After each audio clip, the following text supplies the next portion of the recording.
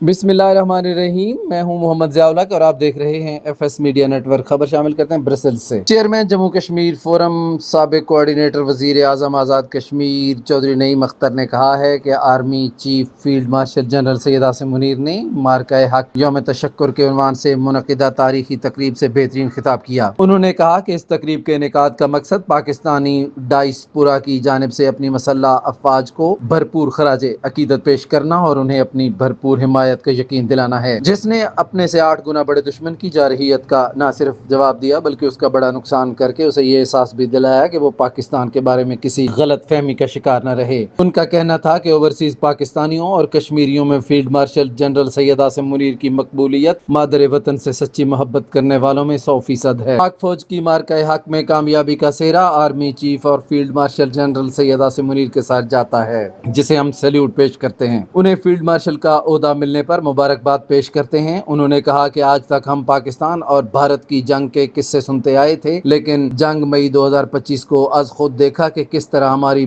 بہادر افواج نے چند گھنٹوں کے اندر دشمن کو گھٹنے ٹیکنے پر مجبور کر دیا اور دشمن سیز فائر پر راضی ہو گیا۔ پاک فوج نے وہ کام کر دکھایا جس کی تعریف بیرونی میڈیا نے بھی کی۔ بعد ازاں چودھری نعیم نے مارکہ حق اظہار تشکر کانفرنس کے انعقاد پر میزبان organiser chairman overseas Pakistanis foundation Syed Qamar Raza اور chairman Pakistan business forum Europe Sardar Zahoor Iqbal سمیت جملہ منتظمین کا شکریہ ادا کیا۔ سبسکرائب کیجیے F S media network اور دیکھتے رہیے تازہ ترین تبصرے اور خبریں۔